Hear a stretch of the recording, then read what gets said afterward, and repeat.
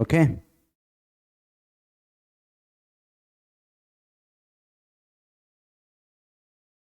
So what we are studying? Electrostatics. Nice. Electrostatics का कहाँ तक पढ़े थे हम लोग? Yes.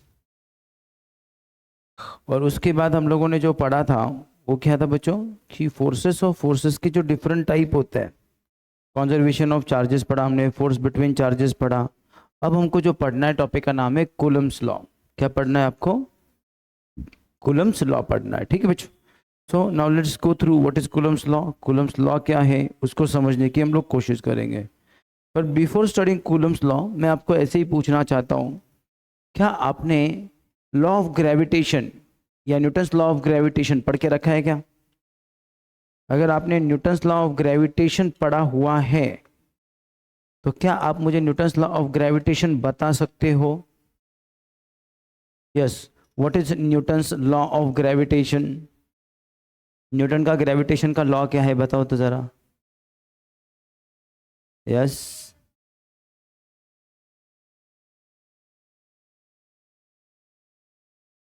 and inversely proportional to square of distance between them. Very good. वाचून वाचून छान सांगितलं। ये दो पार्टिकल है, दो बॉडीज ऐसा मान लो। एक का मास है m1, दूसरी का मास क्या मान लिया मैंने? m2। ये दोनों के सेंटर है ऐसा कंसिडर करो। ये क्या है? इन दो बॉडी के सेंटर। दोनों के सेंटर के बीच में कुछ तो दूरी होगी। क्या मान ली इस दूरी को मैंने? r। अब अकॉर्डिंग टू न्यूटन, न्यूटन का ये कहना था कि इन दोनों के बीच में जो फोर्स है, force of attraction between these two body is directly proportional to product of their masses. In fact, अगर आपको याद है तो ग्रेविटेशन चैप्टर में हमने बाकायदा इस फॉर्मूले को प्रूव करके रखा हुआ है, न्यूटन के लॉ को प्रूव किया हुआ है। तो फोर्स जो है डायरेक्टली प्रोपोर्शनल क्या है? उनके मासेस को। फोर्स जो है इनवर्सली प्रोपोर्शनल है। किस चीज को इनवर्सली प्रोपोर्शनल है बच्चों? उनके square of distance between them, right. फिर दोनों को कंबाइन किया तो हमें फॉर्मूला मिला फोर्स इज प्रोपोर्शनल टू। अब मैथमेटिक्स क्या कहता है? मैथमेटिक्स तो तुम जानते हो, जब x प्रोपोर्शनल होता है y को और वही x प्रोपोर्शनल होता है z को, तो हम कहते हैं कि x प्रोपोर्शनल है उनकी मल्टीप्लिकेशन को, यानी कि y इंटू जेड को। सिमिलरली यहाँ पे इन दोनों का मल्टीप्लिकेशन करोगे तो आंसर आएगा m1 m2 divided by r square. यही है बच्चों। क्या इसमें किसी को कोई शक है? पक्का शक नहीं है? नाइस। अब इसके आगे मैं क्या कह सकता हूँ? इसके आगे मैं ये कह सकता हूं कि यहाँ पे जो फोर्स है वो होगा equals to a constant number into m1 into m2 divided by r square. फिर कैवेंडिश नाम का बंदा था, उसने इस कांस्टेंट की वैल्यू ढूंढी। व्हाट ही ऑब्जर्व कि ये जो कांस्टेंट आता है ये मीडिया के ऊपर डिपेंड ही नहीं होता, मीडिया इंडिपेंडेंट होता है। मीडिया इंडिपेंडेंट मतलब क्या? कि बीच में दो मासेस के, एयर है, वैक्यूम है, वाटर है, कुछ फर्क नहीं पड़ता, मासेस के बीच का जो स्पेस है वो किसी से भी फिल हुआ रहा, हर बार कांस्टेंट की वैल्यू एक ही आएगी। इस कांस्टेंट को उन्होंने कैपिटल जी इस सिंबल से रिप्रेजेंट किया। किस सिंबल से रिप्रेजेंट किया बच्चों? Capital G. और तुम्हारा जो न्यूटन का फॉर्मूला है वो बन गया F is equal to capital G, पहले बॉडी का मास दूसरे बॉडी का मास डिवाइडेड बाय दोनों के बीच के डिस्टेंस का स्क्वायर। यही है फॉर्मूला। अबे जानते हो या नहीं जानते हो? Okay, so this is known as Newton's law of gravitation. अब ये जो न्यूटन का लॉ ऑफ ग्रेविटेशन है ना, कूलम ने इस लॉ का ऑलमोस्ट रिप्लिका तैयार कर लिया। ऑलमोस्ट रिप्लिका मतलब ऑलमोस्ट रिप्लिका, पूरा की पूरा रिप्लिका। फर्क सिर्फ इतना है बच्चों कि न्यूटन ने जो लॉ लिखा था दैट वाज फॉर मासेस। किसके लिए लिखा था न्यूटन ने अपना लॉ? मासेस के लिए।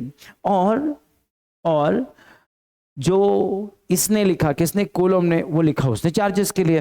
तो ही consider suppose we have two charges, point charges से Q1 and Q2 and now when I say point charges it simply means कि वो दो चार्ज के बीच में जो भी कुछ दूरी है उस दूरी के कंपेयर में उसकी साइज बहुत छोटी है। क्या कहा मैंने? दो चार्ज के बीच में जो डिस्टेंस है उसके कंपेयर में उनकी साइज क्या है बच्चों? बहुत छोटी है। तो consider this two, we have two charges separated by some distance से r। यहाँ पे दो मासेस थे जिनकी मैग्नीट्यूड कितनी थी? m1 m2। यहाँ पे दो चार्जेस है जिनकी मैग्नीट्यूड है, जिनका वैल्यू कितना है? Q1 Q2। अब ये जो तुम्हारा पहला वाला लॉ है उसका यहाँ पे रिप्लिका क्या बनेगा?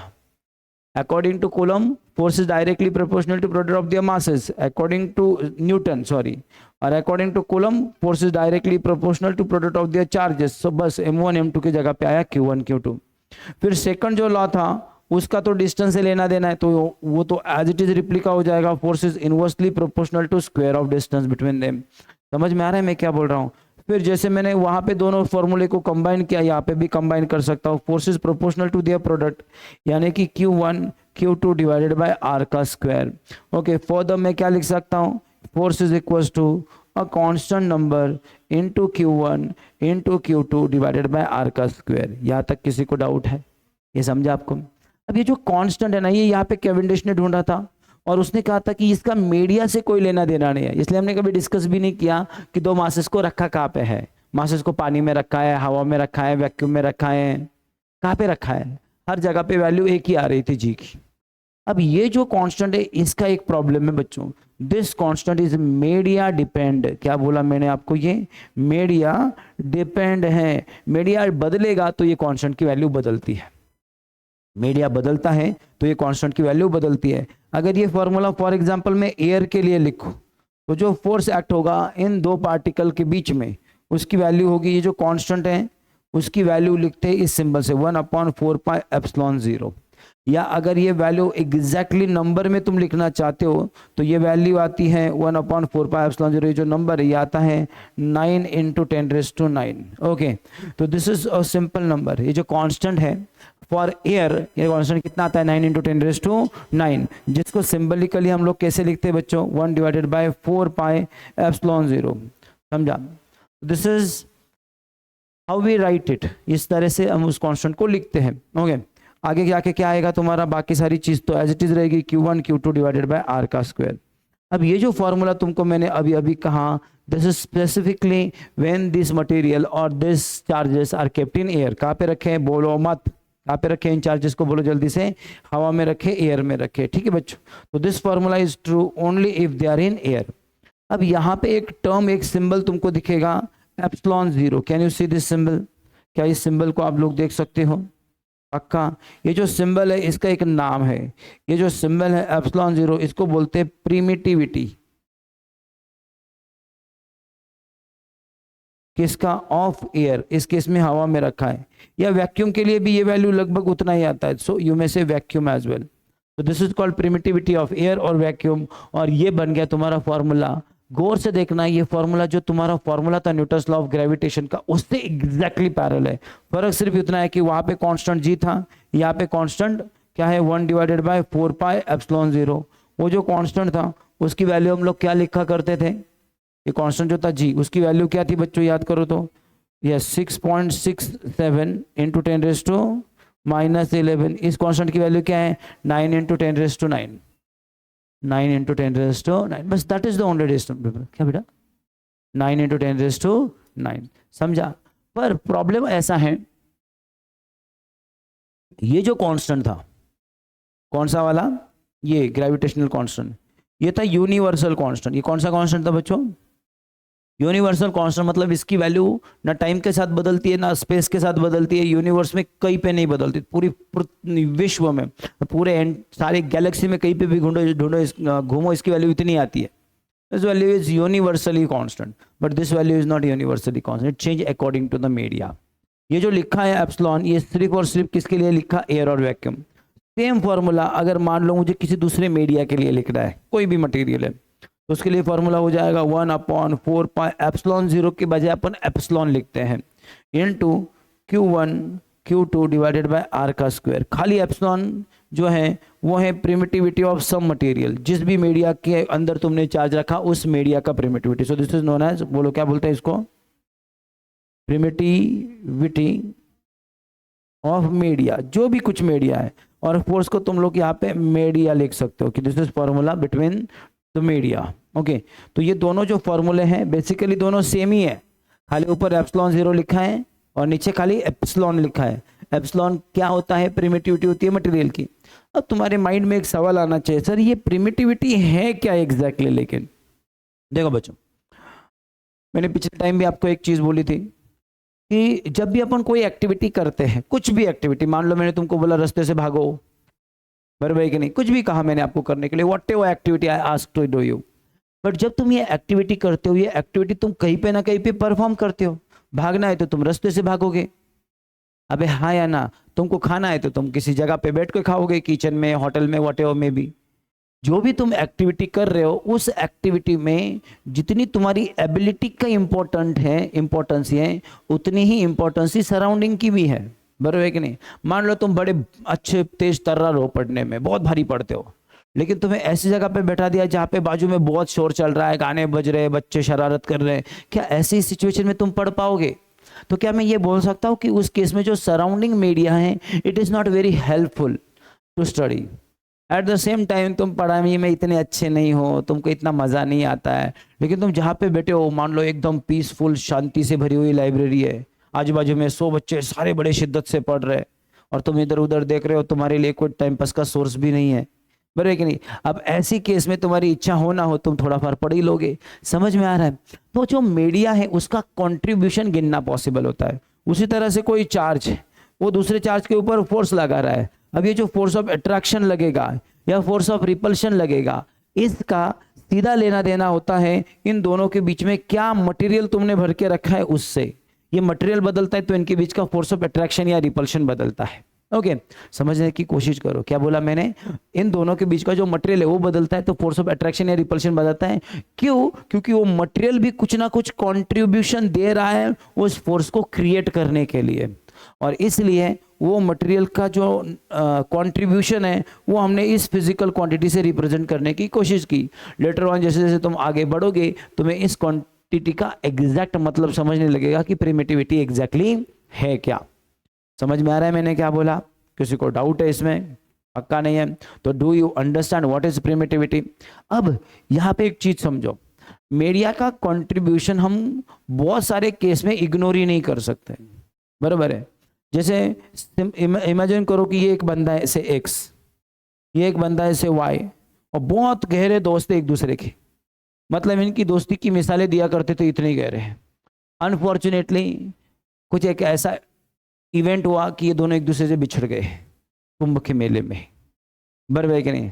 अब बिछड़ने के बाद मैंने बोला कि एक बार ऐसा सिचुएशन क्रिएट हुआ कि इन दोनों के बीच में सिर्फ 6 सेंटीमीटर का गैप था।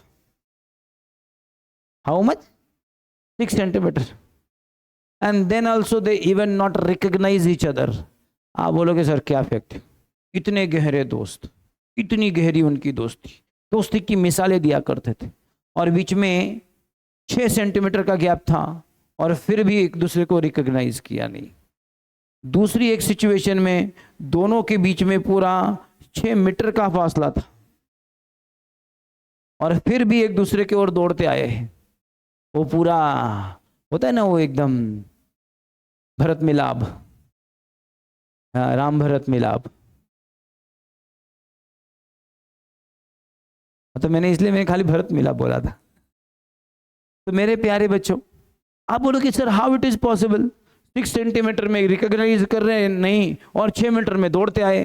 और जब 6 मीटर डिस्टेंस था, बीच में खाली एयर था या यूं में से वैक्यूम था, लेकिन जब 6 सेंटीमीटर डिस्टेंस था, बीच में सीमेंट की वॉल थी, एक वॉल के इस साइड में था, दूसरा वॉल के उस साइड में था। तो क्या मीडिया का रोल है या नहीं है? हाँ है। तो उसी तरह से जो दो चार्जेस होते हैं उनके बीच में अगर फोर्स ऑफ अट्रैक्शन या रिपल्शन है, तो उसमें जहाँ पे जिस मटेरियल में उनका रखा है उसका रोल होता है। और ये जो रोल है वो हम लोग डिसाइड करते हैं इस नंबर से, इस फिजिकल क्वांटिटी से, जिसका नाम रखा है हमने प्रिमिटिविटी। क्या नाम रखा है उस क्वांटिटी का? बोलो जल्दी से। प्रिमिटिविटी। अंडरस्टूड? कोनो तकलीफ? पक्का नहीं? ओके। एयर की प्रिमिटिविटी को किस सिंबल से रिप्रेजेंट करते हैं बच्चों? एप्सिलॉन 0। और किसी दूसरे मीडिया की प्रिमिटिविटी एप्सिलॉन। दोनों सेम होते हैं क्या? नहीं, दोनों अलग अलग होते हैं। चलेगा? दोनों क्या होते हैं बच्चों? अलग अलग होते हैं। Usually in most of the cases कि मीडिया की जो प्रिमिटिविटी होती है किसी भी अदर मटेरियल की प्रिमिटिविटी, लाइक मैंने तुमको पूछा कि यार पानी की प्रिमिटिविटी कितनी है, केरोसिन की कितनी है, कोई भी मटेरियल पूछ लिया इसकी प्रिमिटिविटी कितनी है, व्हाटएवर में भी, कंपेयरिंग विथ एयर ये हमेशा ज़्यादा होती है usually most of the cases में। वैक्यूम की प्रिमिटिविटी सबसे खराब होती है। अब तुम्हें पता है इंसानों को एक आदत है, 2 टाइप की आदतें हैं, 2 टाइप की नहीं, दोनों एक ही टाइप है वैसे तो। दे keep comparing, and when they compare with either the best or the worst. बरोबर है? लाइक सपोज मान लो आपने कोई एग्जाम दिया और एग्जाम में आपके मार्क्स आए 25 और आपके किसी एक दोस्त के मार्क्स आए 50, तो आपके पेरेंट्स बड़े आसानी से एक वर्ड बोलते हैं, वो देख तेरा डबल होशियार है, बोलते हैं ना। तो मुझे आपसे क्वेश्चन पूछना है, उन्होंने वो तेरे डबल होशियार है वाला डबल लाया कहां से? उन्होंने किया क्या पता है? तुमको वर्स माना, तुम्हारे दोस्त को बेस्ट माना, डिवाइड किया, माइंड ही माइंड में कैलकुलेशन किया है सारा के सारा, विदाउट इवन रिकॉग्नाइजिंग कि वो ये कर रहे हैं। एक एग्जाम्पल बता रहा हूं मैं तुमको। अब क्या इतने एग्जैक्ट आएंगे क्या? एग्जाम्पल है समझने के लिए। So we always compare with the worst और we compare with the best. ये भी बोल सकते हैं कि तू उसके आधा ही है। समझ में आ रहा है मैं क्या बोल रहा हूं? तो ये जो कंपैरिजन है, इससे क्या होता है, इससे हमें समझ में आ जाता है कि जो बेस्ट है वो जो भी कोई वर्स्ट है उसके कितना टाइम अच्छा है, उसके डबल है, उसके 3 टाइम है, उसके 10 गुना है, उसके 50 गुना है, उसके 100 गुना है। बरोबर की नाही? मान लो तुमको 1 मार्क्स आते तो तुम्हारी पेरेंट्स तुझ्यापेक्षा 50 पट चांगला आहे तो, लाज वाटायला पाहिजे तुला नालायका। बरोबर की नाही? ऐसे बोलते। अबे हाँ या ना, कुछ तो बोलो यार। श्योर? श्योर? पक्का? नाइस। तो मेरे प्यारे बच्चों, क्या ऐसी कंपैरिजन में इन दोनों के बीच में कर सकता हूं? क्या इन दोनों के बीच में भी मैं कंपैरिजन कर सकता हूं? कर सकता हूं। यहाँ पे सबसे मतलब मीडिया बेस्ड है कि वैक्यूम बेस्ड है?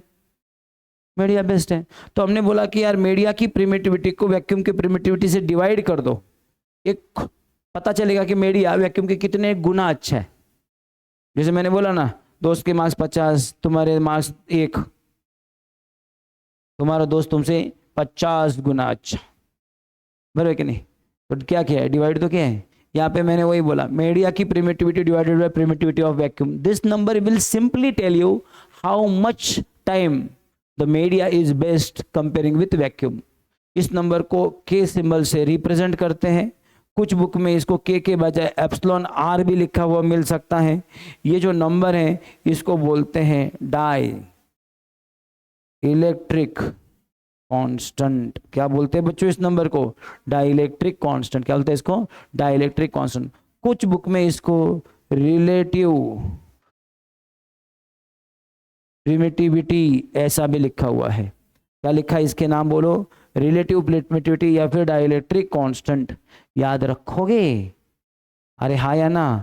अगर इससे मैं पूछूं कि मीडिया की प्रिमिटिविटी कितनी होती है तो आप बोलोगे sir dielectric constant time permittivity of vacuum. Vacuum के टाइम होती है। कितना टाइम होती है? के।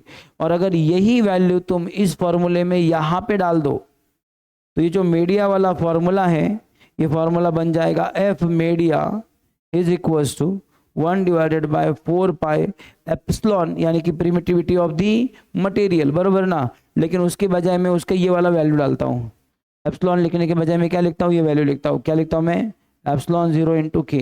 बाकी सारी चीज़ें Q1 Q2 divided by R square as it is. तो मीडिया का फॉर्मूला यूजुअली हम लोग ऐसा लिखेंगे।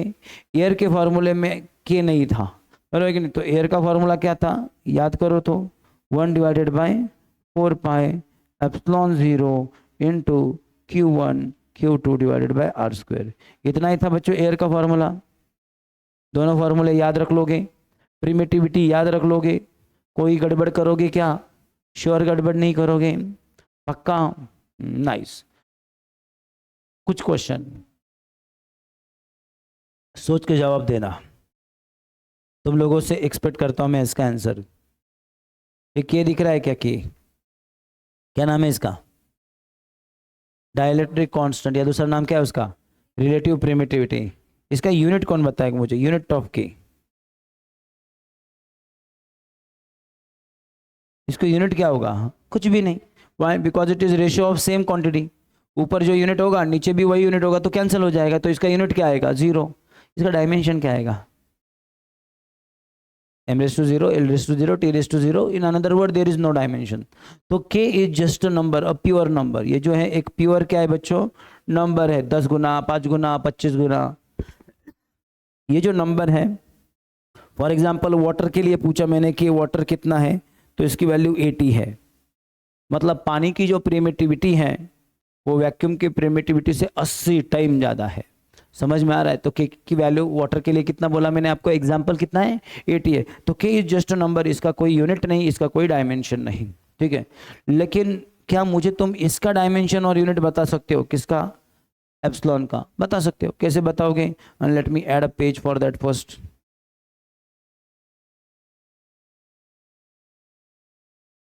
चलो, कौन बताएगा मुझे व्हाट इज द फॉर्मूला? पहले फॉर्मूला बताओ. चलो एक बार फॉर्मूला बताओगे तो आगे कर पाओगे. What is the formula between the forces kept at a distance R? Suppose ये दोनों चार्जेस हैं, Q1 another charge Q2, separated by how much distance है? R. In where? एयर. तो एयर के अंदर इनके बीच में जो फॉर्मूला है वो कितना होता है? What is force acting between this two charges when they are kept in air? Yes, nice. बताओ क्या है? 1/4 पाई एप्सिलॉन 0 इंटू बोलो Q1 Q2 divided by R square. यही है. What is force between the same two charges when they are kept in some media?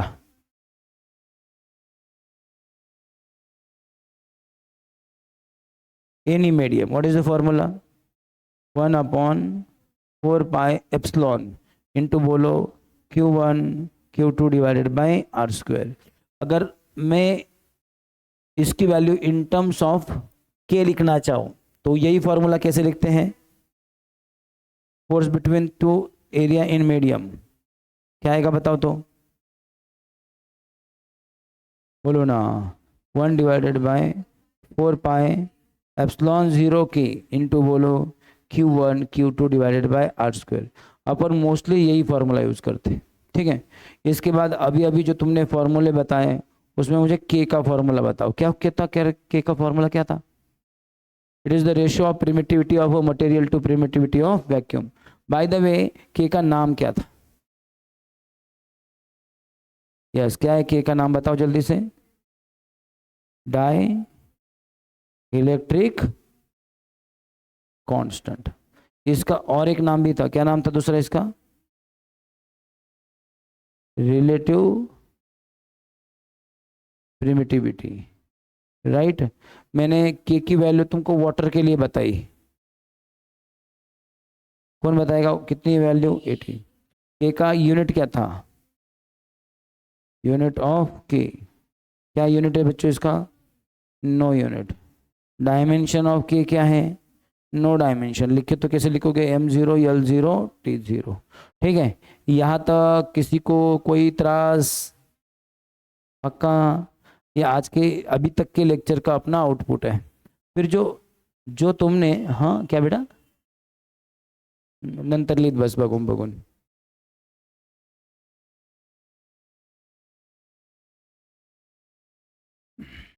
चलो, फिर इसके बाद मुझे प्रिमिटिविटी भी बता दो. चलो, प्रिमिटिविटी जो है एप्सिलॉन, उसका यूनिट बताना है. तो ये जो फॉर्मूला है तुम्हारा फोर्स का, कौन सा फॉर्मूला बच्चों? फोर्स का. फोर्स का अभी अभी फॉर्मूला लिखा ना तुमने एयर के लिए या वैक्यूम के लिए. क्या फॉर्मूला था? 1/4 पाई एप्सिलॉन इंटू बोलो Q1 Q2 divided by R का स्क्वायर. ये फॉर्मूले को एप्सिलॉन के लिए लिखोगे तो यही फॉर्मूला क्या हो जाएगा? Therefore epsilon is equal to 1 divided by 4 pi into ऊपर कौन है? Q1 Q2 divided by R square के साथ आ जाएगा अभी फोर्स. ठीक है. अब मैं तुमको पूछूं therefore what is the unit? Unit क्या है? Unit of epsilon. तो दैट इज इक्वल टू, देखो 1, उसके बाद 4 पाई, इसका कोई यूनिट नहीं है, ये नंबर है. पाई का वैल्यू जानते हो 3.14. Q1 चार्ज है जिसको गिना जाता है कूलम में. Q2 भी एक चार्ज है जिसको भी गिना जाता है कूलम में. नीचे आर का स्क्वायर है. आर डिस्टेंस है, डिस्टेंस को गिनते हैं मीटर में तो मीटर का स्क्वायर. और ये फिर फोर्स गिनते हैं न्यूटन में. तो इसका यूनिट क्या हो गया बच्चों? कूलम स्क्वायर पर मीटर स्क्वायर न्यूटन. याद रखोगे यूनिट, कोई दिक्कत नहीं है तुम्हें इसमें. पक्का नहीं है। अब मुझे इसके डायमेंशन भी बताओगे, डायमेंशन ऑफ प्रिमिटिविटी। ओके, निकाल सकते हो, ऑफ कोर्स निकाल सकते हो। देखो ये तो कांस्टेंट है, Q1 क्या है, चार्ज है, चार्ज का डायमेंशन क्या होता है बच्चों, IT, बता चुका हूँ बहुत सारी बार। अरे बरोबर कि नहीं, IT 2 बार आएगा तो IT का स्क्वायर, नीचे R का स्क्वायर है, F है, बरोबर है। अब मुझे डायमेंशन बताओ। I का डायमेंशन क्या है तुम्हारा, आई को ए बोलते हैं ना, डायमेंशन में ए लिखते हैं हम लोग, आई भी लिखो ए भी लिखो चलता है, ए का स्क्वायर है, टी को मैंने लिखा टी का स्क्वायर, नीचे आर है लेंथ का स्क्वायर, एफ क्या है तुम्हारा, एफ का डायमेंशन, फोर्स का डायमेंशन क्या है, m1 l1 t⁻², right. Simplification और फाइनल सिंप्लीफिकेशन आपको क्या देगा, m की पावर ऊपर लेके जाओ -1, एल का यहाँ पे स्क्वायर है, यहाँ पे एक पावर है, टोटल एल की पावर कितनी होगी बच्चों, 3, तो एल का क्यूब, ठीक है बच्चों। हाँ, ऊपर जाने के बाद -3 हो जाएगा। टी की पावर देखो -2, ऊपर जाने के बाद +2, ऊपर ऑलरेडी 2 है तो टोटल टी हो जाएगा 4, और जो करंट है उसका पावर कितना रहेगा, ऊपर ही है 2। तो this is the dimension of permittivity. तो होप तुम इसको समझते हो। तुम लिखते नहीं हो ना जब, तब मेरे को समझ में आता नहीं कभी कभी कि मतलब तुम में से कुछ बच्चे या ऑलमोस्ट सारे ही बच्चे जो लिख ही नहीं रहे, आप क्या अल्बर्ट आइंस्टाइन समझते हो अपने आप को, थोड़ा बार लिखा करो। कल तुम्हारी नोटबुक चेक की कि मैडम ने, ठीक है।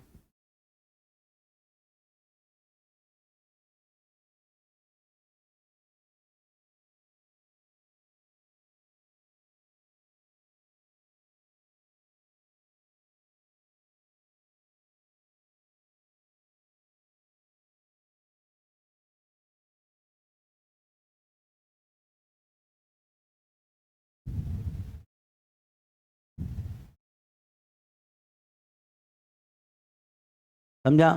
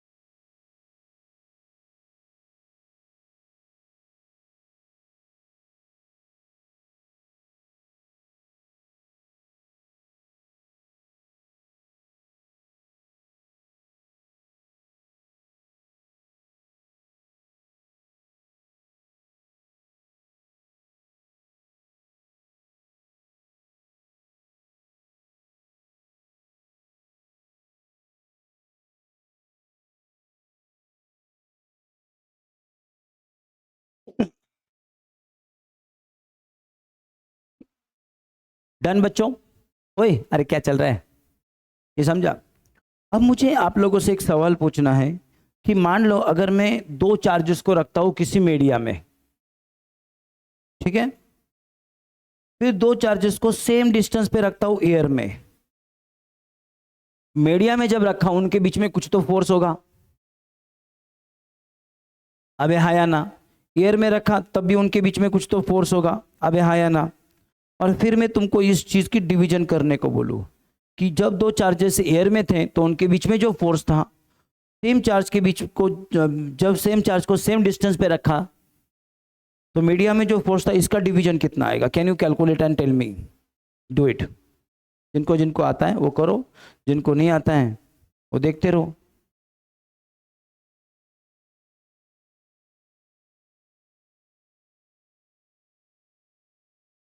Force acting between two charges in air divided by force acting between two charges in media. Air के बीच में जो फोर्स है वो कितना होता है बताओ मुझे जल्दी से, 1 divided by 4 pi epsilon 0 into बोलो Q1 Q2 divided by R square.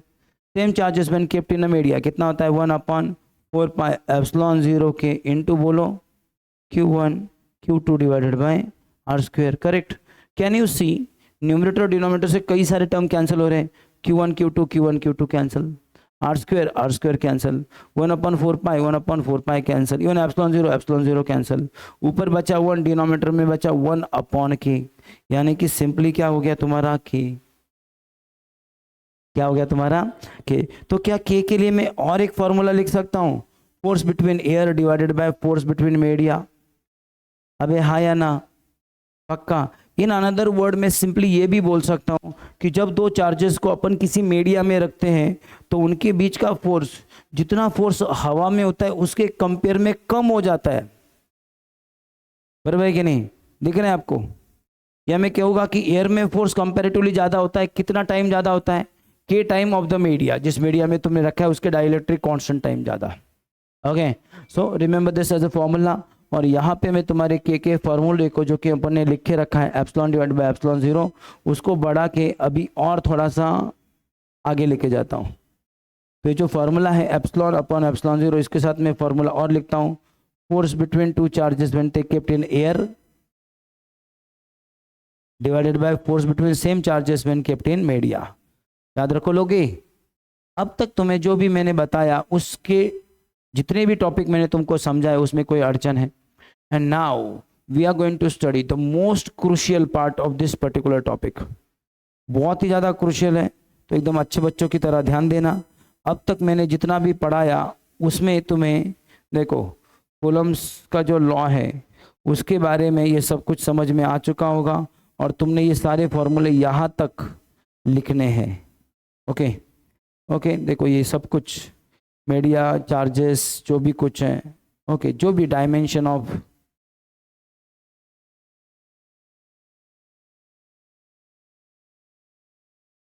I think this is permittivity ना,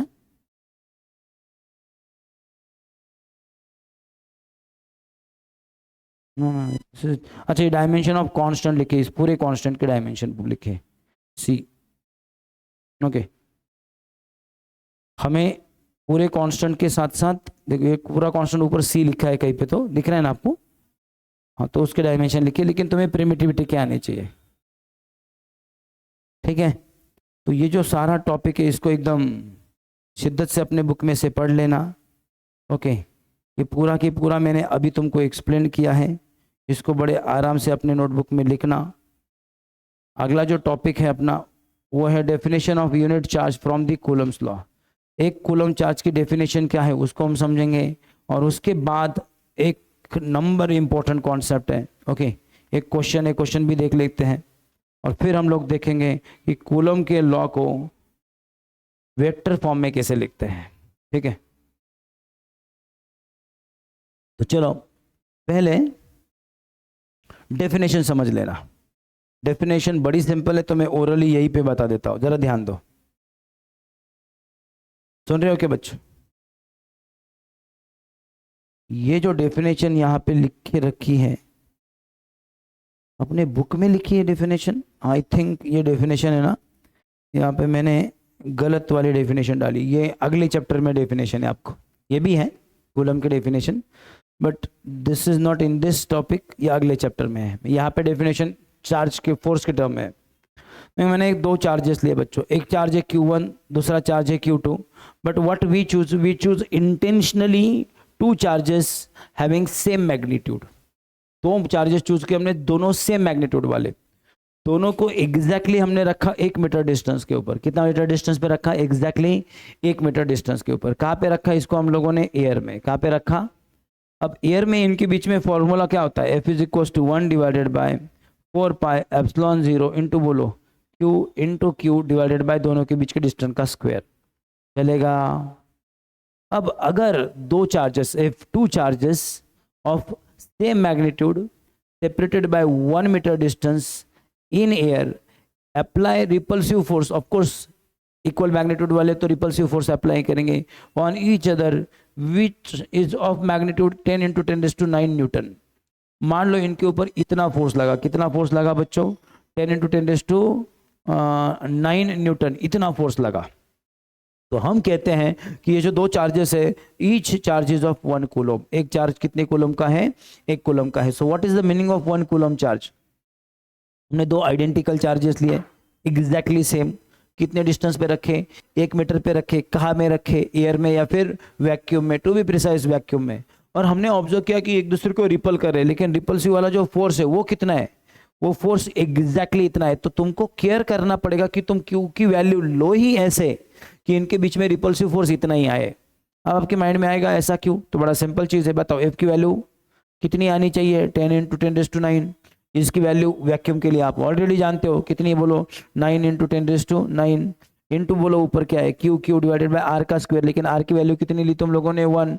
फर्दर ये क्या हो जाएगा, दोनों कैंसिल, डिवाइड करने को लाएगा, ऊपर क्यू क्या हो जाएगा, क्यू का स्क्वायर इज इक्वल टू कितना है तुम्हारा, सिंपली 1, यानी कि क्यू की वैल्यू कितनी आई, 1। ऐसा यूनिट है तो कौन से यूनिट में आएगी, कूलम, समझा। तो हम एक कूलम चार्ज को डिफाइन करते हैं। तो व्हाट इज एग्जैक्टली एक कूलम चार्ज? एक कूलम चार्ज किस चार्ज को बोलेंगे आप लोग, दो charges of equal magnitude separated by 1 metre distance if apply repulsive force on each other which is of magnitude, what magnitude, 9 × 10⁹, then we say that each charge is of 1 coulomb। अब यहाँ पे जो definition लिखा है अपने notes में, इसको definition वो बुक में देखो, ये मैं कॉपी करते वक्त शायद मैंने गलत कॉपी कर लिया, ये अगले चैप्टर का डेफिनेशन है। अगले चैप्टर में हमें करंट, चैप्टर का नाम क्या है, करंट इलेक्ट्रिसिटी, तो वहाँ पे हमें जो डेफिनेशन है that is in terms of current electricity. यहाँ पे चैप्टर कौन सा है हमारा, इलेक्ट्रोस्टैटिक्स, तो यहाँ पे हमने कूलम की डेफिनेशन बनाई इन टर्म्स ऑफ फोर्स। ठीक है बच्चों, चलो आगे चलना है आपको। अच्छा, जब एग्जाम में आएगी तो कौन से लिखोगे, एग्जाम में तुमको बोला उन्होंने define Coulomb's law, sorry define 1 coulomb charge, तो कौन से लिखोगे, दोनों में से कोई भी लिखो, दोनों चलते हैं। अगर अनलेस उन्होंने स्पेसिफिकली मेंशन किया कि using Coulomb's law of force define what is 1 coulomb charge, then you have to write this definition जो अभी अभी मैंने बोला। There is a small question, let's go through the question. क्या क्वेश्चन है बच्चों, क्वेश्चन देखो। Example number 10.2 from your book. क्या लिखा है क्वेश्चन के अंदर, charge on a electron is this, electron के ऊपर का ही चार्ज है। पहला क्वेश्चन मैं ऑलरेडी एक्सप्लेन कर चुका हूं, जहां पे हम लोगों ने कुछ और किया था, याद है ना आपको। ओके, यहाँ पे क्या लिखा है, charge on a electron is this, जो कि आपका लर्न भी है। How many electrons are required to accumulate a charge of 1 coulomb, एक कूलम चार्ज करने के लिए आपको कितने इलेक्ट्रॉन की जरूरत पड़ेगी। कल हमने वाटर के 1 ग्राम में कितने इलेक्ट्रॉन प्रोटॉन होते हैं, एक क्वेश्चन देखा था, राइट। अब उन्होंने बोला एक कूलम चार्ज बनाने के लिए तुम्हें कितने इलेक्ट्रॉन लगेंगे। अब भैया 1 इलेक्ट्रॉन आएगा तो कितना चार्ज लेके आएगा, 1.6 × 10⁻19 कूलम, इतना चार्ज लेके आएगा। 2 आएंगे तो इसका डबल आएगा, 3 आएगा तो इसका ट्रिपल आएगा। उन्होंने बोला कितने इलेक्ट्रॉन लाओगे, सो दैट जो तुम्हारा चार्ज है वो हो जाएगा 1 कूलम। चार्ज कितना हो जाएगा बच्चों तुम्हारा, 1 कूलम। तुम्हें ऐसे नहीं लगता कि ये पूरा बकवास क्वेश्चन पूछा आपको।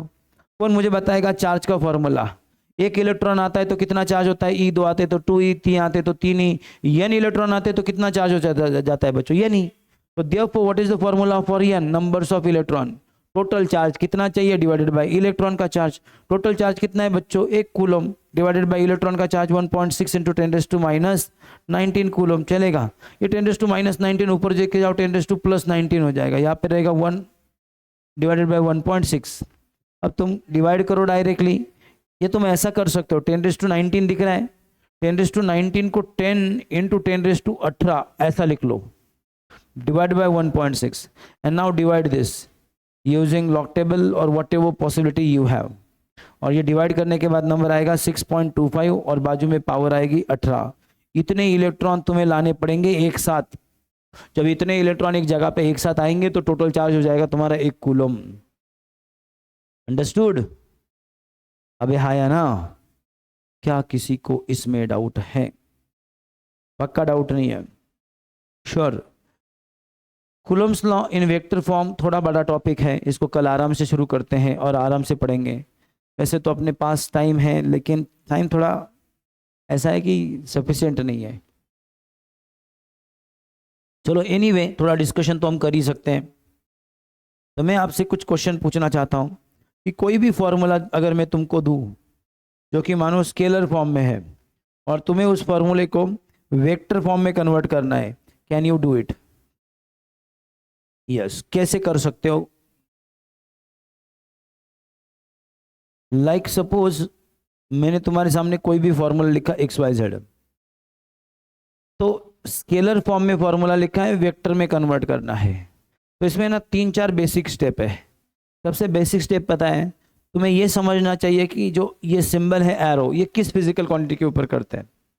जैसे फॉर एग्जांपल मैंने तुम्हारे सामने force is equal to mass into acceleration, ये फॉर्मूला लिखा। कौन से फॉर्म में? अभी स्केलर फॉर्म में। ये कौन सा फॉर्म है इस फॉर्मूले का? Scalar form.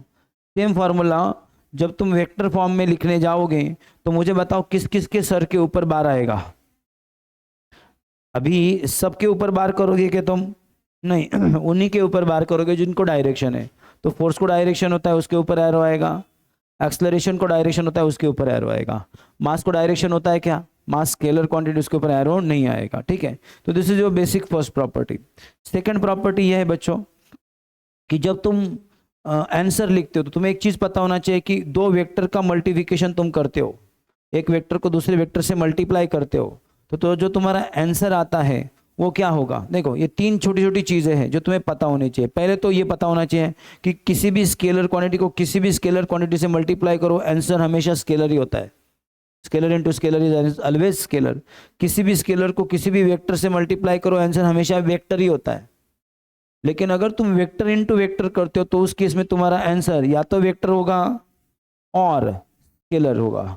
मतलब इन दोनों में से कुछ भी तुम्हारा आंसर आ सकता है। जब तुम क्या करोगे, जल्दी बोलो, क्या बोला मैंने तुमको कि when you will say vector into vector, what is the possibility, तुम्हारा आंसर क्या आएगा? इट मे बी वेक्टर और इट मे बी स्केलर। समझा? जब आंसर तुम्हारा वेक्टर आता है तो हम सिंबलिकली कैसे लिखते हैं? हम लोग लिखते हैं वेक्टर क्रॉस वेक्टर, और जब स्केलर आता है तो वेक्टर डॉट वेक्टर। पता है तुमको? तो तुम्हें दूसरा डिसीजन ये करते आना चाहिए बच्चों कि बीच में तुम्हें क्रॉस करना है या बीच में तुम्हें डॉट करना है। लेकिन ये तुम्हें सिर्फ तब सोचना है जब तुम दो वेक्टर को मल्टीप्लाई कर रहे हो। तुम्हारे दोनों स्केलर है तो टेंशन ही नहीं, बीच में डॉट करो क्रॉस करो कुछ फर्क नहीं पड़ता। अगर एक स्केलर है एक वेक्टर है तो बीच में डॉट करो क्रॉस करो कुछ फर्क नहीं पड़ता।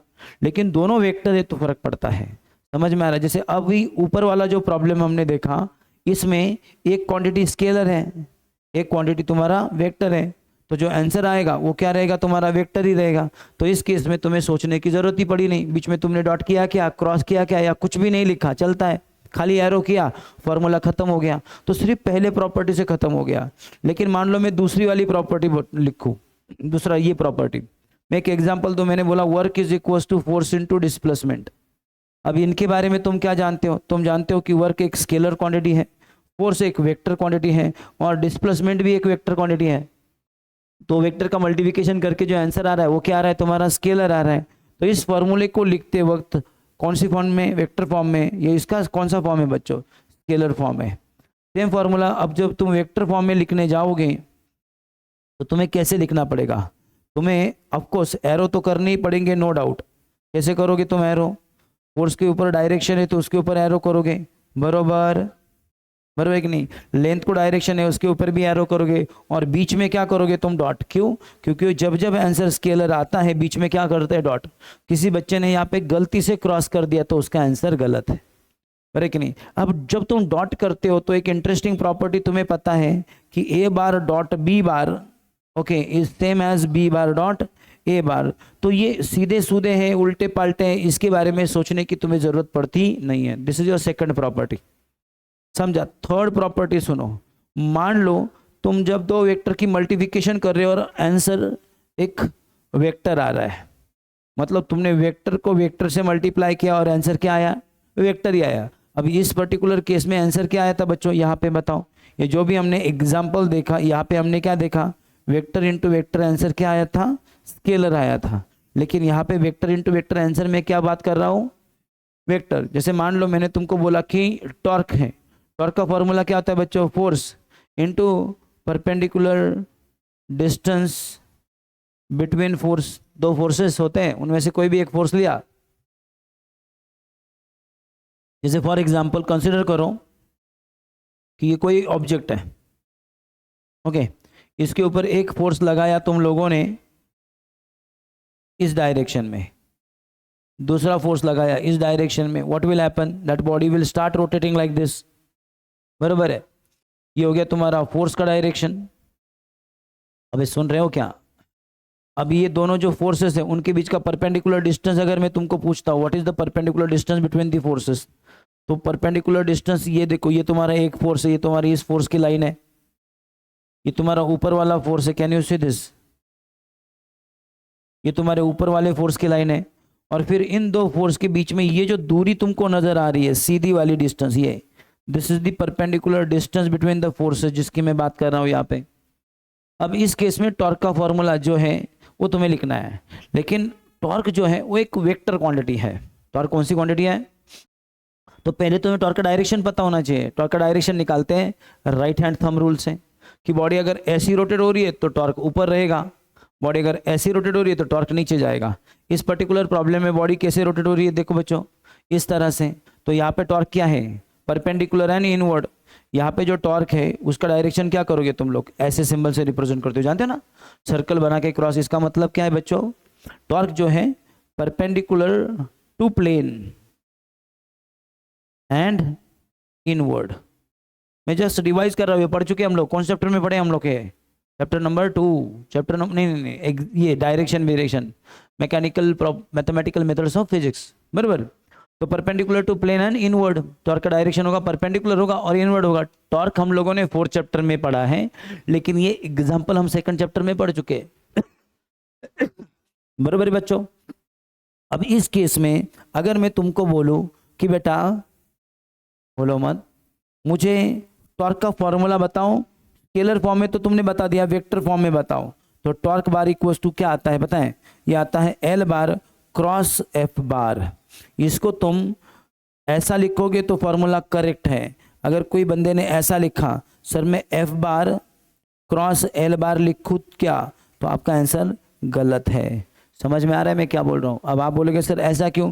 तो बड़ी सिंपल चीज़ है, आपको यहाँ पे समझना है। चलो मैं ये एक पॉइंट कंसिडर करूँ, कोई भी एक पॉइंट, किसी भी एक पॉइंट को देखो, फोर्स का डायरेक्शन मान लो यहाँ पे ऐसा है, लेंथ हम लोग इस फोर्स से उसके साइड में गिन रहे, तो this is the direction of suppose यल, बराबर है कि नहीं?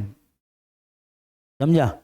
परपेंडिकुलर डिस्टेंस वैसे आपको इस साइड में लेना पड़ेगा, तो जो पॉइंट है एक्सिस उससे लेते हैं डिस्टेंस, ऐसा जिस एक्सिस के बाजू में रोटेट हो रहे हैं ना उससे दूरी गिनी जाती है। तो तुम्हारा एल मान लो थोड़ी देर के लिए ऐसा है, और टॉर्क क्या है बच्चों? अंदर है ऐसा, बरोबर। तो टॉर्क तो नेचुरली इन दोनों के साथ 90 डिग्री एंगल कर रहा है, इसके साथ भी 90 डिग्री कर रहा है, इसके साथ भी 90 कर रहा है। It is perpendicular to the plane और इनवर्ड। अब मुझे बताओ राइट हैंड थंब रूल के हिसाब से यहाँ पे अगर ये डायग्राम में बनाऊं तो तुम्हारा टॉर्क है अंदर, फोर्स से इधर, बराबर कि नहीं, और यल है ऊपर। अब मुझे बताओ यल क्रॉस यफ सही कि यफ क्रॉस यल सही? यफ इंटू यल करोगे तो टॉर्क उल्टा आएगा, यल इंटू यफ करोगे तो सही आएगा। तो विच फॉर्मूला इज करेक्ट? ऊपर वाला। तो आपको ये चीज़ें पता होनी चाहिए। ये 3 चीज़ें मैंने आपको समझाई। 4th एक चीज़ है जिसमें ये जिसको पता है वो कोई भी फॉर्मूला को स्केलर से वेक्टर में कन्वर्ट कर सकता है। मान लो कोई एक फॉर्मूला है जिसमें वेक्टर क्वांटिटी डिनोमिनेटर में आ गई, यहाँ पे कोई क्वांटिटी से एक्स और ये डिनोमिनेटर में आ गई, इसको बाहर करने की जरूरत पड़ रही है, तो वेक्टर से डिवाइड करते नहीं है, सो this is a wrong method, ऐसा नहीं कर सकते। तो ऐसी केस में क्या करते हैं? ऐसी केस में वो जो क्वांटिटी है उससे ऊपर नीचे मल्टीप्लाई कर लेते हैं, नीचे एक्स स्क्वायर ऊपर एक्स, और नहीं, और जो तुम्हारा एरो है वो यहाँ पे करते हैं। ये तुम्हारा ऑप्शन होता है, नीचे बाहर नहीं करते, ऊपर नीचे उससे मल्टीप्लाई करने का और ऊपर एरो करने का। और तुम ऐसा कर सकते हो कि उस केस में बाहर नीचे करो ही मत, नीचे जो क्वांटिटी है उसको एज इट इज रखो और ऊपर यूनिट वेक्टर से खाली मल्टीप्लाई कर दो। यूनिट से मल्टीप्लाई करोगे यानी कि 1 से मल्टीप्लाई कर रहे हो, तो 1 से मल्टीप्लाई करने से क्वांटिटी बदलती नहीं है। तो जो यूनिट वेक्टर लिखा है this is only represent direction. ये क्या करता है बच्चों? Only direction. समझ में आ रहा है? पक्का? तो तुम ऐसा कर सकते हो। 4 चीजें हैं जिसके दिमाग में ये चारों चीजें परफेक्ट आती हैं, वो बंदा किसी भी स्केलर फॉर्मूले को वेक्टर फॉर्म में कन्वर्ट कर सकता है, बराबर है कि नहीं। सबसे पहला क्या डिसाइड करने का, एरो किसके ऊपर करने के। दूसरा क्या डिसाइड करने का, बीच में डॉट करने का कि क्रॉस करने का। डॉट किया तो कोई टेंशन नहीं है, ओके, लेकिन क्रॉस किया तो फिर क्या डिसाइड करने का, ए क्रॉस बी लिखूं या बी क्रॉस ए लिखूं। क्यों बच्चों, क्योंकि unfortunately A bar cross B bar is not equals to B bar cross A bar. ये पढ़ चुके अपन, हाँ। तो जब वेक्टर प्रोडक्ट आएगा तो आंसर कौन सा सही है, इसके लिए क्या करोगे, you have to use right hand thumb rule, okay. और फिर चौथा क्या, कि अगर डिनोमिनेटर में बार करने की नौबत आ रही है, यानी कि तुम्हारा वेक्टर क्वांटिटी डिनोमिनेटर में है, तो बार वहां पे करने का नहीं, उससे मल्टीप्लाई डिवाइड कर लेने का और ऊपर बार करने का, या सिंपली यूनिट वेक्टर से मल्टीप्लाई कर डालने का। याद रखोगे, दोनों में से कोई भी एक चीज कर सकते हो। चारों चीजें याद रखोगे। मैं तुमको ये जो अभी मैंने बताया, ओके, ये कभी भी पूछ सकता हूँ, कभी भी पूछूंगा कि how you can convert a scalar formula into a vector formula, right. चलो बाय।